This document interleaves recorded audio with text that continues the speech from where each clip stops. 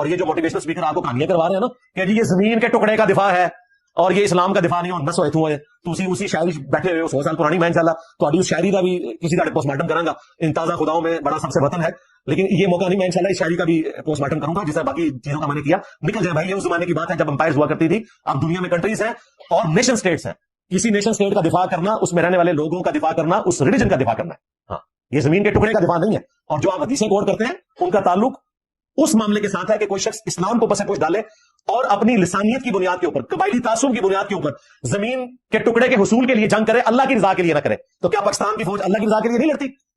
کتنا مذہب کا رنگ ہے، آپ کینٹ ایریا میں داخل ہو جائے تو آپ کو مذہب کا رنگ نظر آئے گا۔ اتنی دور دراز علاقوں میں انہوں نے چھاؤنیاں بنائی ہوں گی تو مسجد دیکھنے سے تعلق رکھے گی، میجارٹی لوگ نماز پڑھنے والے ہوں گے۔ پاکستان کی فوج کا تو سلوگن ہی ہے ایمان تقوی اور جہاد فی سبیل اللہ۔ یہ کہنا کہ یہ زمین کے ٹکڑے کے لیے لڑ رہے ہیں، دماغ کا علاج کروائیں۔ اور اپنی لوگوں کی بزدلی کا حال یہ ہے کہ اشتہاری ہوئے میں اور جا کے کیسز نہیں فیس کر رہے سندھ میں، اور لوگوں کے بچوں کو جی اسرائیل بھیج رہے تھے، فلانی جگہ بھیج رہے تھے، اسرائیل آ گیا رہتے ہو انڈیا کے بارڈر تھے۔ تو یہ اس قسم کے جو کہانی کروانے والے لوگ ہیں ان سے بچ کے رہا کریں۔ اللہ کا شکر ہے ان کو بھی اللہ نے ایکسپوز کر دیا، مولوی بھی ایکسپوز ہوئے ہیں، موٹیویشنل اسپیکر بھی ایکسپوز ہو گئے، فرنٹ مین بھی معصوم شکلیں بنانے والے وہ بھی ایکسپوز ہو گئے، اور ان کے بھی پاسپورٹ نکل آئے اور ان کی بھی میمز بن رہی ہیں۔ تو بس ان سب لوگوں کا علاج جو ہے میرا خیال ہے میمز ہے، مجھے جواب دینے کی ضرورت نہیں۔ تو ہمارے اسٹوڈنٹس جو ہے وہ احترام کے دائرے میں ان کی جو ہے مدنی میمز بنایا کریں۔ سر آپ کم غیرت ہیں، کم غیرت ہیں۔